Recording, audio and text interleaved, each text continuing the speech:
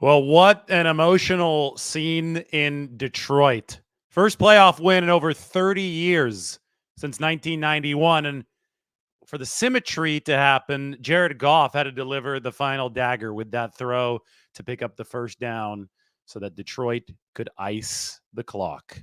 So Jared Goff traded from the Rams to the Lions, ends up beating the Rams. Matthew Stafford traded from the Lions to the Rams, ends up losing to the Lions. Stafford never won a playoff game with Detroit, but Jared Goff has won a playoff game with Detroit. Isn't that wild? That was tremendous theater. Matthew Stafford against Jared Goff. And I don't think anybody would try to argue with you that Jared Goff is better than Matthew Stafford. He has a better supporting cast, obviously, this year. Stafford made some great plays in this game, took a vicious hit, stayed in the game, even though he was hobbled after it, but he couldn't quite make the one extra play that he needed for the Rams to overtake the Lions. The holding penalty moved LA back out of field goal range there with less than 4 minutes to go in the fourth quarter. And then Jared Goff just needed to make one throw.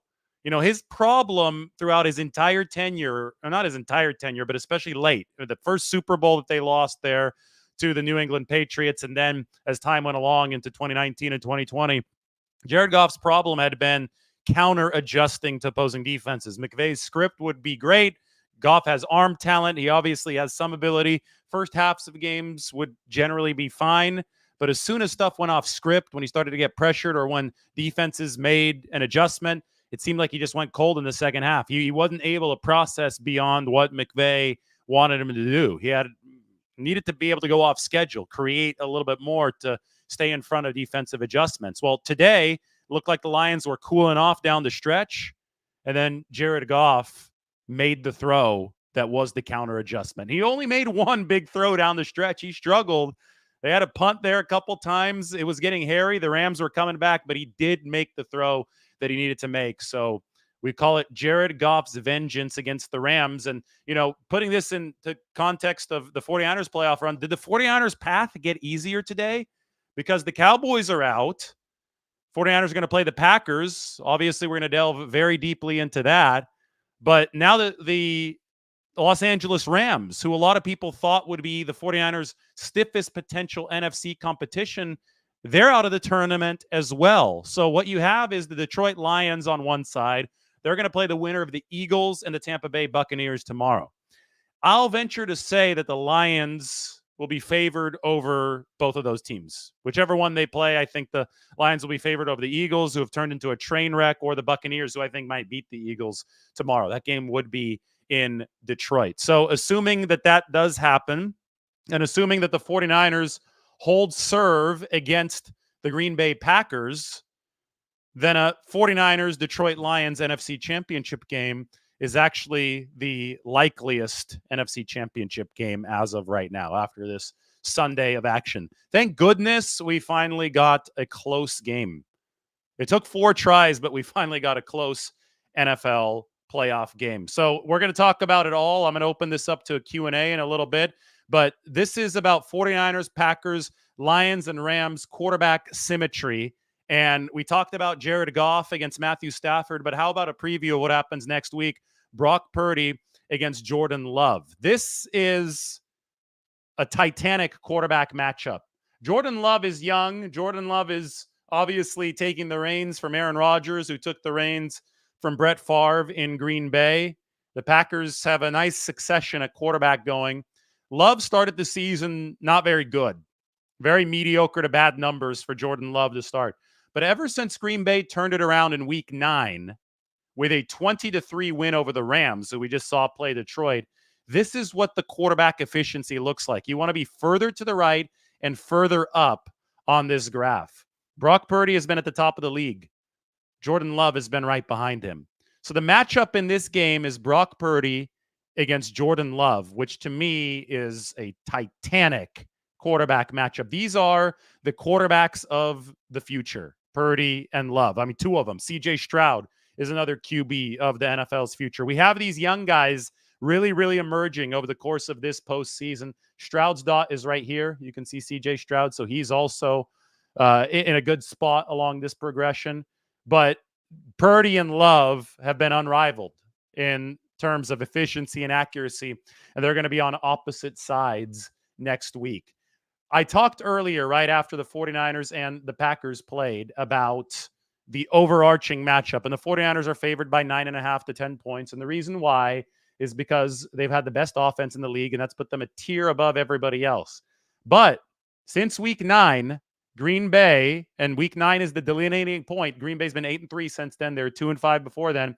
Green Bay has been even better than the Dallas Cowboys. They passed the Dallas Cowboys offensively today. You could see their logo is further to the right than Dallas's. So the 49ers have already been beaten by a second tier 2 team. That is the Baltimore Ravens right here. Now the 49ers are going to have to try to beat the Green Bay Packers.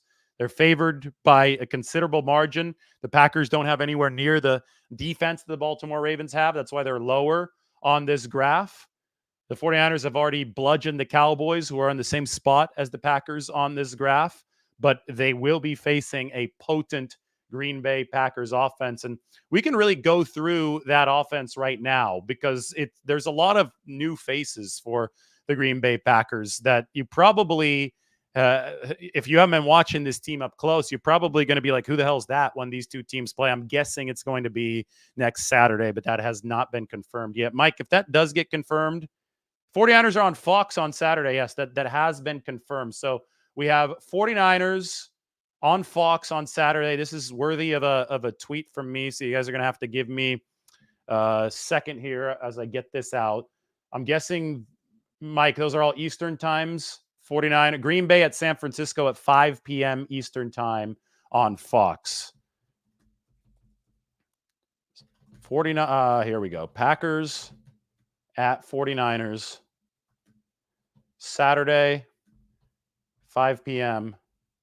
Fox, Levi's Stadium. Rain is in the forecast, by the way, as of right now. So it's going to be the primetime game on Saturday. So they have determined the game times here. We have Houston at either Baltimore or Kansas City is going to be on Saturday early at 1:30 p.m. Pacific time. The 49ers and the Packers will be at 8 o'clock or Eastern time or 5 p.m. Pacific on Saturday. On Sunday, we'll see either Philadelphia or Tampa Bay at Detroit. That game will be at noon next Sunday. And then we'll see Kansas City at either Buffalo or Pittsburgh. Well, this is confusing. Oh, okay. Wait. So it's either Houston at Baltimore or Kansas City on Saturday, and then Kansas City at Buffalo or Pittsburgh at Baltimore on Sunday. So the AFC games, we don't know what's going to be on which day. That's going to depend on what happens tomorrow. But for sure, the NFC game between the 49ers and the Packers will be on Saturday. And the other game with Detroit hosting either Philadelphia or Tampa Bay will be on Sunday. So we have that out. I'm going to put a little text title here. So those of you just joining know. Packers at 49ers. Saturday at 5 p.m. Pacific time.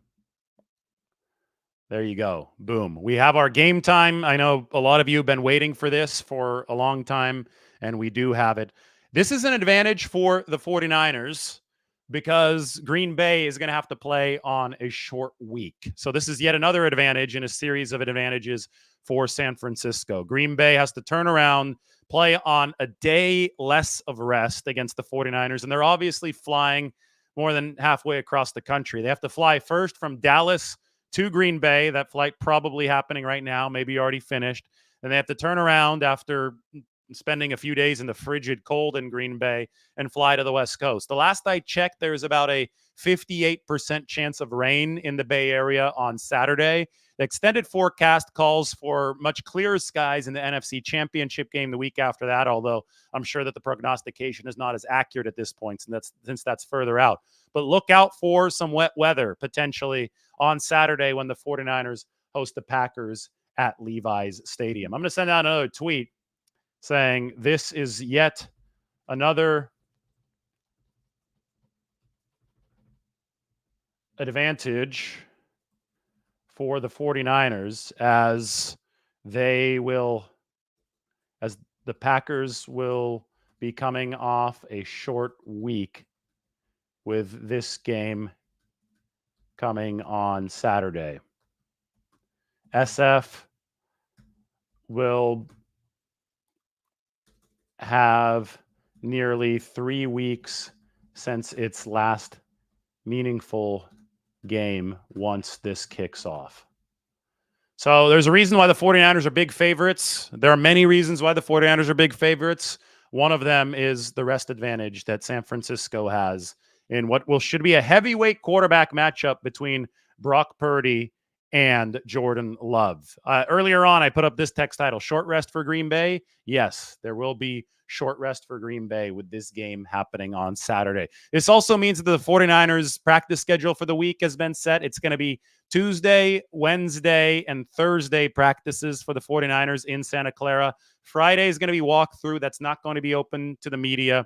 Saturday is going to be the game. And then we get to watch other games on Sunday. So there'll be a game before the 49ers game. Then there will be the 49ers-Packers game on Saturday night.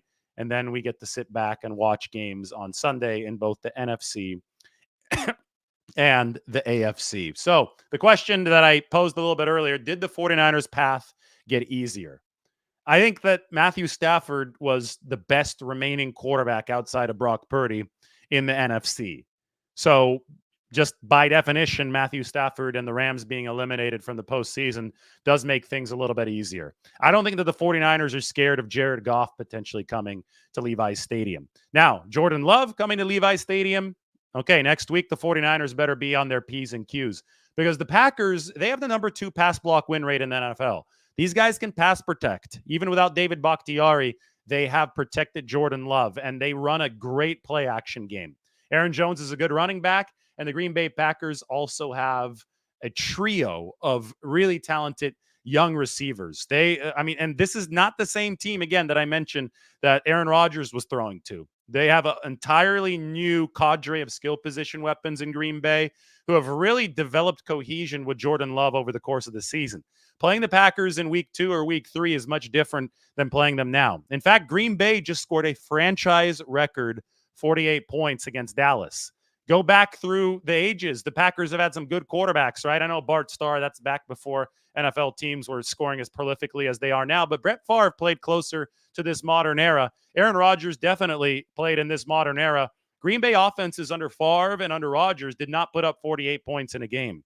Today, the Packers scored 48 points. You talk about the receivers. They got Christian Watson, North Dakota State product. Trey Lance threw a lot to Christian Watson's got those long strides, can beat you over the top. They got Romeo Doubs, another young player. Jaden Reed, young slot guy, 5'11", got great short area quickness, change of direction. The lead tight end is Luke Musgrave. That's Bill Musgrave's nephew. Bill Musgrave, he's an NFL coach, and he used to be the 3rd and 4th stringer for the 49ers from 1991 to 1994. So we talk about the Packers and the 49ers being a family fight. It's been 25 years since the Terrell Owens catch 2 against Green Bay, where Mike Holmgren, the former 49ers offensive coordinator who developed Steve Young, was the Packers coach, and Steve Mariucci, the former Packers quarterbacks coach who developed Brett Favre, was the 49ers coach. There's always been this intertwined relation between the 49ers and the Packers, and I think it continues to now. It's not as crazy as it was a couple years ago. 2019 was when Robert Saleh was the 49ers defensive coordinator, and he's former roommates with Green Bay coach Matt LaFleur. They were roommates back when they were graduate assistants at Western Michigan under Brian Kelly, who's now the coach of LSU, was the former Notre Dame coach. So there was all this staff crossover. There always has been, it seems, between the 49ers and the Packers. But the 49ers have had the Packers number in the playoffs ever since 2012. 2012 is the crazy Kaepernick game, right, where he just torched them with his legs at Candlestick Park. 2013 was the really cold game in Green Bay where Kaepernick again picked up several big first downs for the 49ers.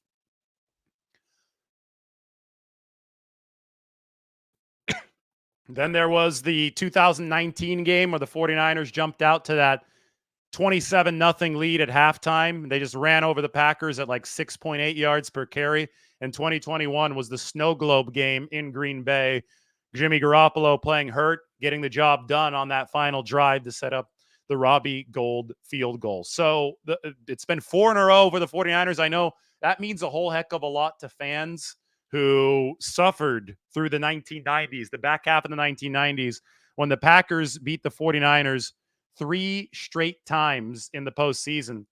Those 3 straight wins were that streak was finally ended by this. This happened 25 years ago on January 3rd. So it's been a quarter century since the 49ers turned around their playoff fortunes against the Green Bay Packers. But they did lose again in 2001. That was in Lambeau Field. Since then, though, the 49ers have been able to turn things around in a big way against the Packers. And we can go back to one of the favorite articles that I have ever written, Shattering the Snow Globe, inside the 49ers' final drive heroics to win at Green Bay. I was the last person out of Lambeau Field that night. I did not see a single soul in sight, but the lights were still on. As I walked out, it was about 2 or 3 a.m. It was a good negative 10 degrees. I was slipping across the parking lot. I thought I was going to die leaving Lambeau Field. But before I left, I said, hey, I'm just going to turn this camera around. I've got a little mini tripod. The snow, which had taken over the whole field by that point, was I mean, it was just a picture perfect sight. And like I said, the lights were still on. I said, I'm gonna do a show. I'm just gonna talk here about the 49ers beating the Packers with that epic drive at the end with a Jordan Willis block for the 49ers, the block punt. And then Jimmy Garoppolo made a couple really, really nails throws. And then Robbie Gould, obviously, with a nails field goal. So I sat there talking about the 49ers and the Packers in an empty press box for a good 45 minutes.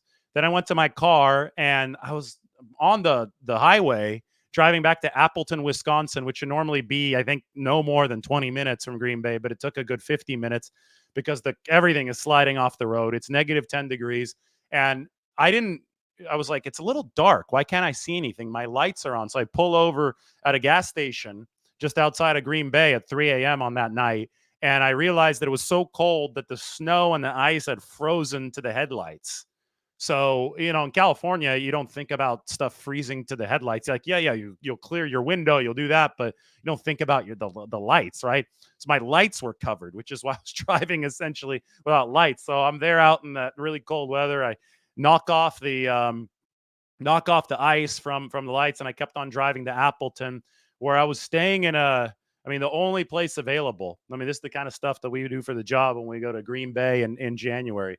The only place that was available was a motel that had previously been a Motel 6, but they were rebranding to a Roadway Inn. The kind of Roadway Inn that spells road wrong, Rodeway. But they didn't have any signage up. Paper thin walls. Again, it's probably negative 12 outside by this point. And I go in, and it's one of those rooms where the sink is like in your room, like right by your bed. And it's probably 3 or 4 a.m. by this point. I'm flying out of Milwaukee at 8 or 9 a.m. And I said, I'm not going to sleep in this place. Hopefully they have Wi-Fi, and they did have Wi-Fi. So we did another show. Those of you who are OGs of the channel probably remember the 4 a.m. show that we did there, because it was probably 2 a.m. on the West Coast. There were a lot of people watching. People were fired up. I mean, the 49ers had just won a cold snow game in Lambeau Field. That's something that the 49ers in the past hadn't been able to do. Well, I guess they did it in 2013, but the snow game, that was just a cold game. This was a snow game. It truly was a special moment in 49ers history. Anyway, now for the first time since then, the 49ers and the Packers are going to play. The end of that story, I made it to the Milwaukee airport, and I flew back, and it was great. We actually stopped in Vegas on the way back. So good stuff. Good stuff back in January of 2022. Set up a hell of a 2022. Later that year, Brock Purdy would emerge. The 49ers would draft Brock Purdy later that year. What if this is January 2022? They drafted Purdy in late April or early May of 2022. So only about 5 months away from that monumental pick happening at number 262. Then Purdy would take over as the starter later that season. And now we're talking about Brock Purdy against Jordan Love, who has shown absolute night and day improvement for the Green Bay Packers. We talk about the Packers offense. Why don't we talk about their offense in relation to the 49ers offense? My thing here is I'm not sure that Green Bay is in position to stop the 49ers offense. Green Bay has one of the most average defenses in the league, to put it kindly. They're probably worse than average. Green Bay was number 25 EPA per play rank on defense from weeks 1 to 8. They improved to number 20 from weeks 9 onward. So they didn't get much better. The schedule might have gotten easier. Their offense got better. Their offense got a lot better. How do we expect Green Bay's below average defense to compete with this? These are the 49ers up here. Passing efficiency is on the X axis. Rushing efficiency is on the Y axis. So we talk about being further to the right and further up. That's where the 49ers are. Further to the right and further up. That's your 49ers logo over in the corner. Now, Green Bay is good too. The passing efficiency has been right there with the 49ers. They haven't been as good running the football. Aaron Jones is good, but he's not Christian McCaffrey. So the 49ers defense is going to be tried as well, but the 49ers have actually shown the ability to be a top 5 defense this season. The Packers haven't. The Packers have been a bottom 10 defense this season. The DVOA says number 26 or number 27 against both the run and the pass. So whereas we've seen the 49ers defense, especially with the extra rest, be an elite unit this year, and they're going to have the extra rest against Green Bay, Green Bay's defense is still a below average unit. And that's what this matchup comes down to. I talked about the weapons, the play action that Green Bay is running with Mike LaFleur and with Jordan Love. He can go off schedule. He can go off platform. That's all great. But the 49ers have a greater antidote to that offense than the Packers have against the 49ers offense. And I think that's what it comes down to. Those of you just joining, we've had some epic theater today. We had the Cowboys blown out of the water. Still can't believe that Dak Prescott was voted into the All-Pro team above Brock Purdy. That turned out to be a complete joke. It was a joke when it happened, and I think even more of a joke now that we saw what happened in this game. We have Matthew Stafford and Jared Goff going at it in Detroit. That was really something to watch. It was Jared Goff's vengeance, Jared Goff's redemption. That meant a lot to him. It meant a lot to the city of Detroit. Over 30 years since they won a playoff game. 1991. 49ers played Detroit in 1991. The Oakland Fires were going on during that game. And there was a bunch of smoke above Candlestick Park. I think the Niners won in 91 against the Lions. And I also believe that was the year the Niners got to Steve Bono for several straight games because both Joe Montana and Steve Young were hurt that year. And the Niners missed out on the playoffs. It was a really weird season. But I think Bill Musgrave was the next option for the 49ers that year. Quarterback, his nephew Luke is a tight end for the Packers. So everything is going to come full circle when the 49ers and Green Bay play on Saturday, with the 49ers as 10-point favorites for a game that's going to kick off at 5 p.m. Pacific time Saturday. Going to be very, very interesting. Time for a 49ers Q&A. Let's get this going. I could talk about everything as this show gets rolling. How well do I think Armstead is doing? I think that he's going to be healthy enough to play. I don't think he's ever going to be 100%, but I think he's got 3 quality games in him with his plantar fasciitis, and I think they're targeting it for him to be ready for these playoffs. You know what? 10 points, that might be a little respect for Green Bay. Not a lot of respect for Green Bay, but I think it's realistic because the 49ers have won 11 games by 10 points or more this year. And I think they're at least a possession better than Green Bay, right? And I think that Vegas is saying that they're more than a possession better than Green Bay, especially with all the rest that they have in the short week that the Packers are coming off. Yeah, Jim Everett's not here today. Not a good day for our resident Rams fan. Got to give him a hard time. He gives everybody in here a hard time, but Jim Everett is not here commenting today. Go for Broke says that he prefers the 49ers opposing team to be completely healthy, so if the 49ers win, it feels better. Got to beat the best to be the best. Well, you're going to have a chance to beat the best on your way to the Super Bowl. It's so hard to win the Super Bowl. Nobody's ever fully healthy, right? The 49ers are missing their all-pro safety, Talanoa Hufanga. So it's the NFL. You're almost 20 games into this. Even the luckiest, healthiest teams are going to have some level of injury damage at this point of the season. So we'll see where Green Bay ends up on the injury report heading into this week. I know Jair Alexander hobbled off the field I saw a video later of him walking to the locker room. He wasn't limping anymore. He's a really, really good corner, and it's going to be interesting to see if Jair Alexander is 100% for this game, because Green Bay is going to need all the ammunition they could get to give the 49ers a game.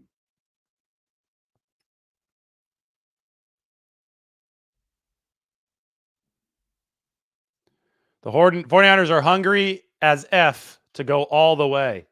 I sense it in the locker room. I'm in that locker room very frequently. I sense that there is a hunger. There's a business-like kind of drive. Somebody was talking about it the other day, saying that a lot of other locker rooms after a win, it's a big time celebration in the regular season. There's a lot of music being played and, guys going kind of wild. And a 49ers player said this. I forgot who it was. He mentioned that it's not like that in the 49ers locker room. It's all buttoned up. It's all business.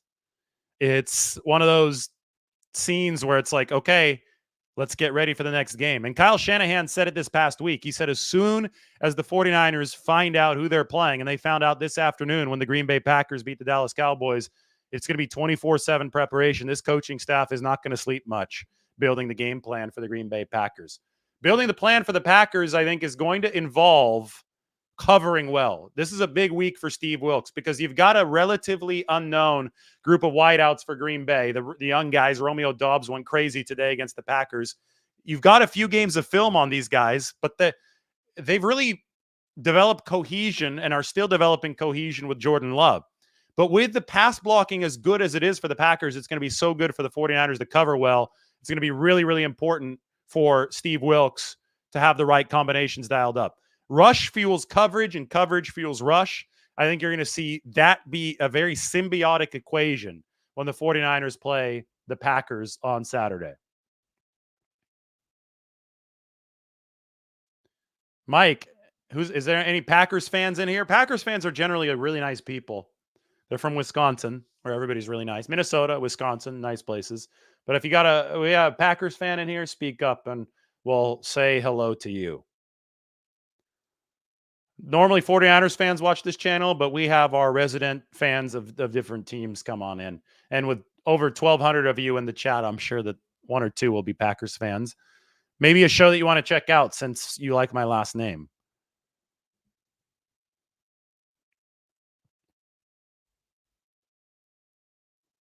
All right, it's 49ers Q&A time. Here's a question. What is more important to stop Love in the passing game? I think that you mean the passing game or the running game. They're both important. The Packers are a balanced offense. I mean, I put this on the screen to illustrate that. If you're in a top right quadrant, which Green Bay is, I mean, the 49ers are beating everybody here, but if you're where Green Bay is at, you can threaten defenses with both the pass and the run. And the fact that you're threatening the defense with the pass as well as Green Bay is means you're going to open up stuff for the run. And that's going to work symbiotically. If you're threatening as well as you are with the run, it's also going to open up stuff for the pass. So Green Bay today, Dallas is a paper tiger because that's a boom or bust defense out there in Dallas. They obviously pin their ears back, rush with reckless abandon. They try to prey on comeback routes for those pick sixes. Things go really well if they're playing an unbalanced offense. But if you could run against the Cowboys, all of a sudden their aggressiveness is not something that works in their favor. It's not an advantage, right? Their aggressiveness becomes a liability. So any team that's as balanced as the 49ers or the Packers turns defensive aggressiveness into a liability because you don't know if run or pass is coming. That's why the 49ers have to be really disciplined and really good in coverage, because they have to buy their defensive line time to rush in a disciplined fashion. It's not going to be 1 second and all of a sudden Jordan Love is getting swamped, because the Packers have the number 2 pass block win rate in the NFL. The 49ers have a damn talented defensive line, but even when they've been rested this year, and I look back at a game against Jacksonville when they came out of the bye and they were really rested, even in a game where they were rested against a bad Jaguars offensive line, it was the coverage combinations that confused Trevor Lawrence into holding the ball an extra hitch. So if that happened against a bad offensive line, if the 49ers needed the back end to really do a good job against a bad O-line, they're going to need it against a good Packers O-line. They're going to need a disguise man and zone. They're going to need a disguise pre-snap. Steve Wilkes is known as one of the best defensive coordinators in football, especially when it comes to coverages on the back end. He's got a lot of talent there. Charvarius Ward is an all-pro. He's going to have to make sure that these guys are outfoxing Jordan Love before the snap. And if that happens, that's when you start to hit home if you're the 49ers. If that happens, that's when you could start to play the run well if you're the 49ers. If that doesn't happen, that's when Green Bay, it's an arm wrestling match. And that's when Green Bay is winning the arm wrestling match. That's when they're pushing your arm down. They have leverage. So I think this game starts with the 49ers secondary on Saturday. I think that's going to be a big-time key for San Francisco. There we go. We got a Packers fan, Thomas Bain. Welcome to the Packers fan. Now, I saw something really funny a couple weeks ago. Somebody showed up to Lambeau Field, and instead of wearing a block of cheese on their head, he wore a cheese grater on his head. Look it up. It's hilarious. We'll put it up on the show. So I want some 49ers fans just for photo ops to wear cheese graters on their head. Mike says, welcome to our local Packers fan. We'll call him our resident Packers fan. How does this affect the 49ers? Well, they don't have Matthew Stafford to deal with anymore. Stafford was playing some really good football. So I think they're happy to have him eliminated. I don't think they're afraid of Jared Goff. I don't think the 49ers are afraid of Jalen Hurts. I don't think the 49ers are afraid of Baker Mayfield. Jordan Love remains to be determined. And I don't think they need to be afraid of Jordan Love, but they better take this guy seriously because he's been playing really, really good football. So Jordan Love, I think, is better and definitely has a higher ceiling than somebody like Dak Prescott, who was massively overrated for the Dallas Cowboys. But Jordan Love is not a known commodity yet as far as how consistent can these top-level performances be. Today, Jordan Love put up a perfect passer rating against the Dallas Cowboys. But the Cowboys have a boom or bust defense. The 49ers have a much more sound defense across the board. It's not like the 49ers have a defense without a weakness, though.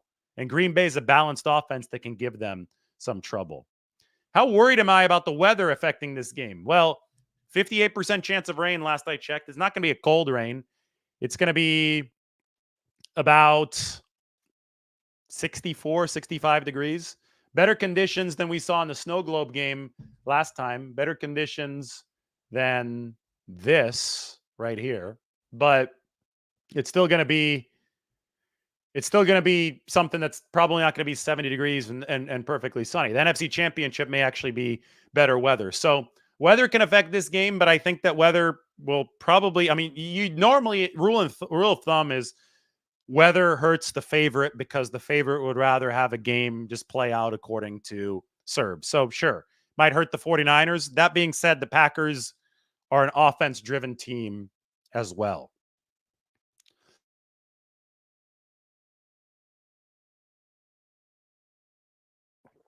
What a shot, though. Charlie Werner, Robbie Gould. Is that Tabor Pepper? I don't think it's Tabor Pepper because I think Tabor Pepper was running to get it might be Mitch Wishnowsky. I think Tabor Pepper was running to get I really can't tell who's hugging Robbie Gould. I wish I could find out. Can't see the jersey number there. Tabor Pepper was running to get the football to collect it as a souvenir.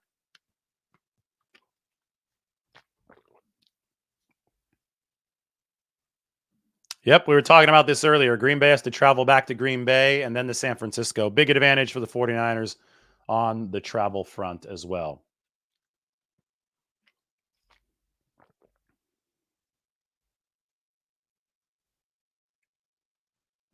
You were in Appleton that night? So was I. I did not sleep that night. Appleton, Wisconsin will forever have a place in my heart.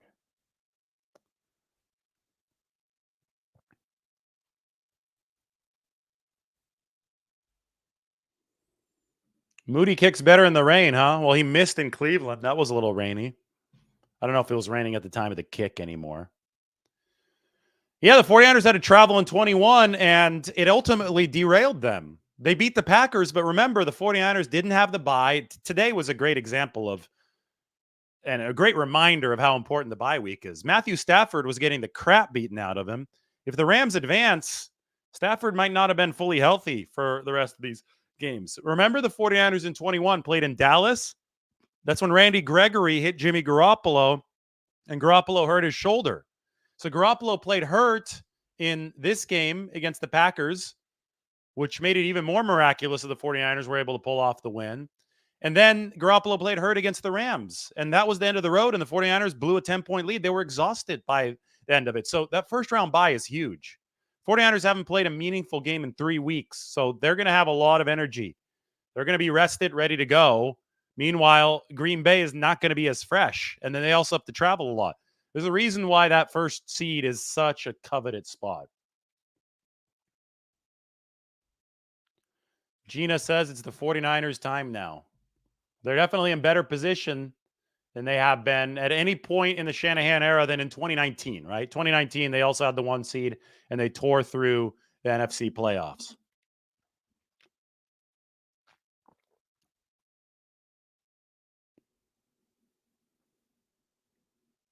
This is a good one. The Packers are young, and they are playing with house money. They're very young, and that is something that you consider, but you also aren't scared of it. You consider the fact that Green Bay might roll the dice a few times, realizing they're fairly large underdogs in this game. So it's one of those things that you look at with Green Bay and you acknowledge that this is a dangerous team that's on the rise. But if you're the 49ers, you also have to acknowledge that you're a favorite for a reason. You're a top 5 offense. You're a top 5 defense. Green Bay, meanwhile, is the number 27 defense in the league. You have a massive, massive advantage in at least one phase of the game if you're the 49ers. And then you have got a big rest advantage too. So you're a 10-point favorite for that reason. That's the way that the 49ers have to look at this. Then they have to go out and take care of business against the Packers on Saturday.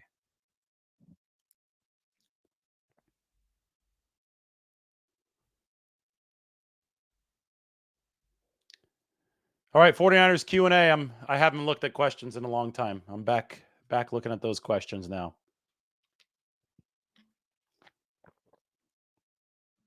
Where's a good spot to watch the game near Levi's?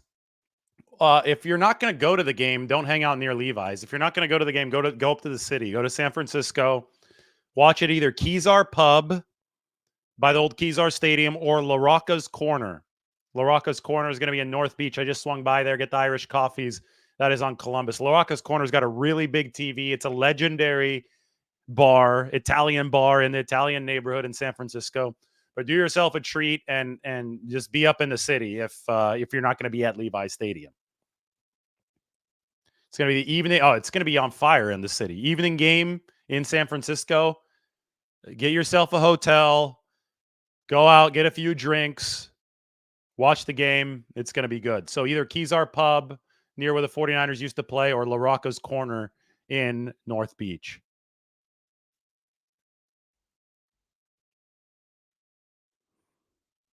The Jake Moody hate is ridiculous.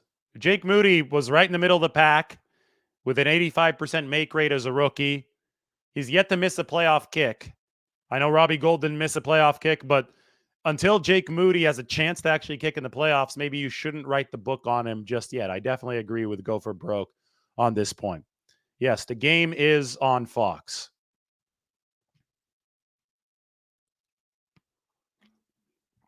I think the 49ers should be worried about anybody's zone defense when they play them. But the Packers, again, this is the number 27 defense in the league. So the 49ers execute correctly, and Brock Purdy continues processing like RoboCop up there. I mean, he's a great, great processor. Then he should be able to pick apart the Packers defense. But everything gets a little bit harder in the playoffs, and the 49ers cannot underestimate Green Bay.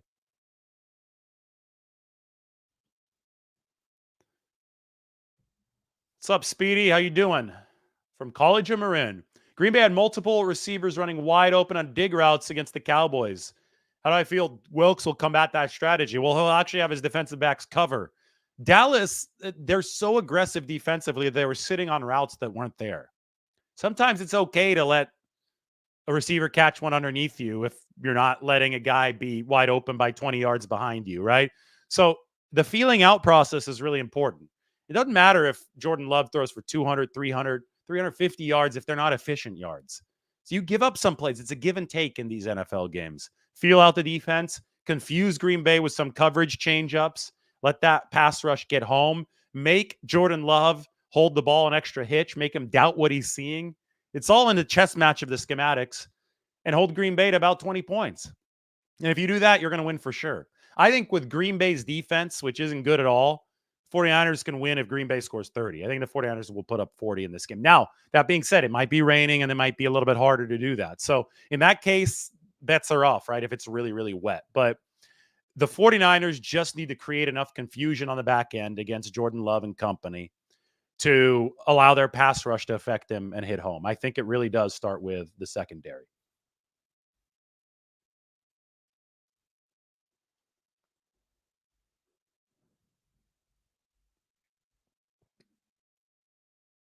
Fred Warner, fire emojis.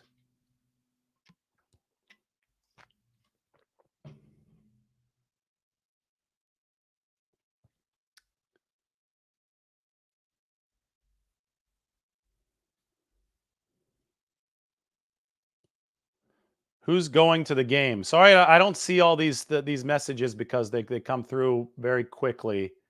So even if you sent one, that's a super chat. Sometimes we literally have like 2,000 comments on this thing, so it scrolls a little too quickly for me sometimes.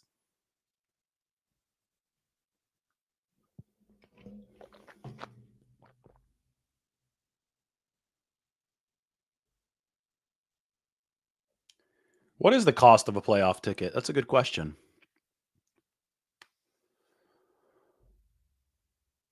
I would think that either Tariq Ahmad or RJ Gillen will take over Adam Peters' position. The 49ers have built a system where they promote from within.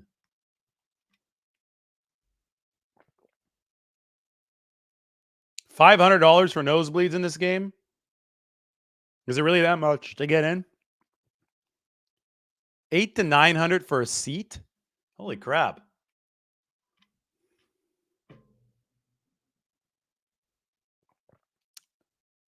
That is wild. I wonder if the rain might bring that down a little bit if rain stays in the forecast.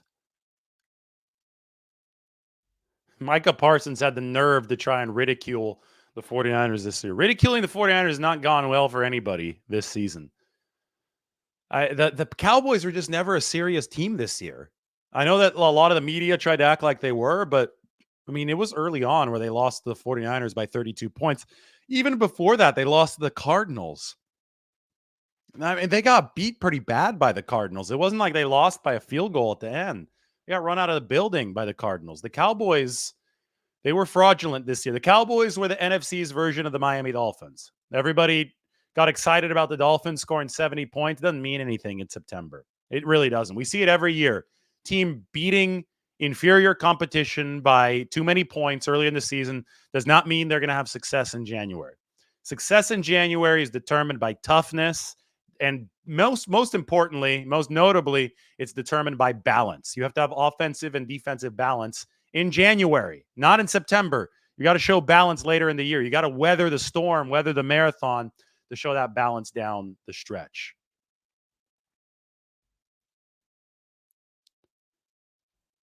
William hopes it doesn't rain.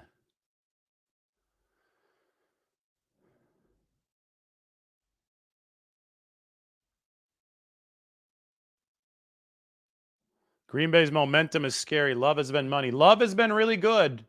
I don't think anybody's denying that. And when you look at something like this, you have to be impressed. Purdy and Love. This is a titanic quarterback matchup.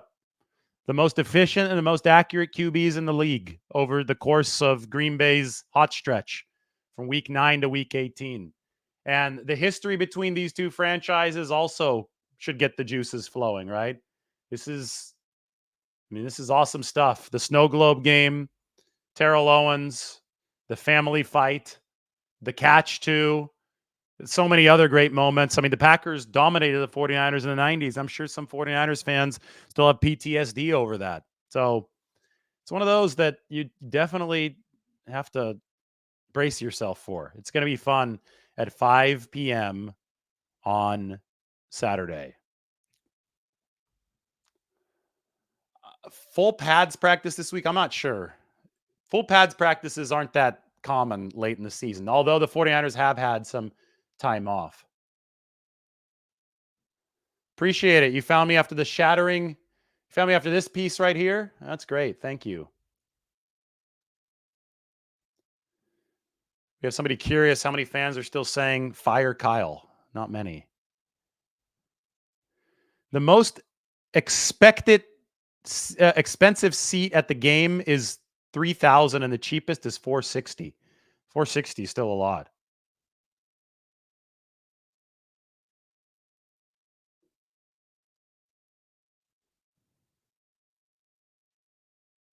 This is good. Go for broke always has good perspective. An extra point equals a 33-yard field goal. So Jake Moody was essentially 68 of 70 on field goals between 30 to 39 yards this year. I'd say that's pretty good, and I would agree.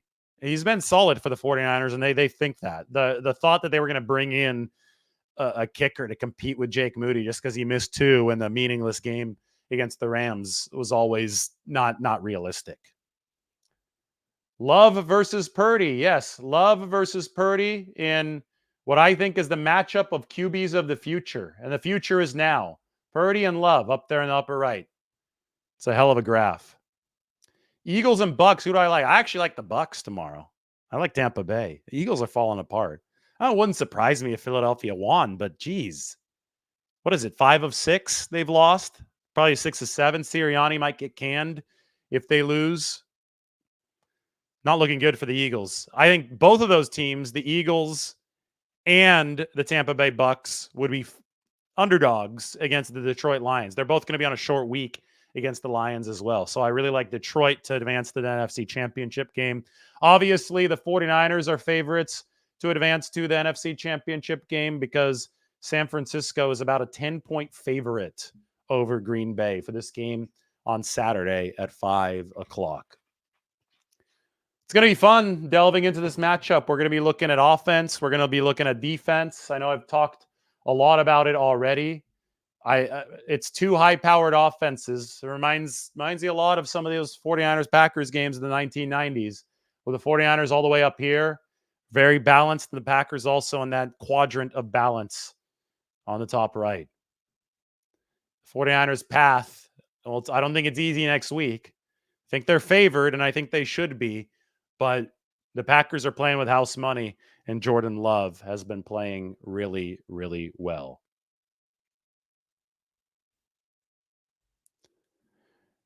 The Packers look like the 49ers minus the defense. The Packers were, they gave up 32. They were still giving up a lot of yardage. I think LaFleur was mad at himself for taking out some of the starters, and that's what the Packers are. That's who the Packers are. They're a top 5 offense and a bottom 10 defense. So, but offensively, yeah, that balance looked a lot like the 49ers. And LaFleur, Shanahan, they're connected. They're in a similar tree, right? They're in a similar tree. They're both on that Washington staff under Mike Shanahan in 2012.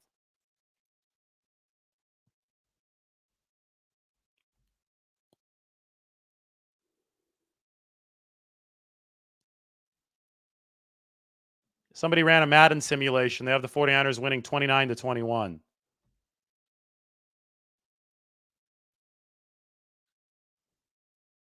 Who's getting fired in Dallas? I would think Mike McCarthy. They haven't been able to get over any kind of NFC hump with him, but we'll see what Jerry Jones does here in a couple days. All right. We saw Jared Goff's vengeance tonight. It was awesome theater between Stafford and Goff. I think the 49ers' path did get a little bit easier. The quarterback symmetry was awesome. And the 49ers play the Packers on Saturday at 5 o'clock. You'll notice that I made this live 49 minutes long. That has been intentional.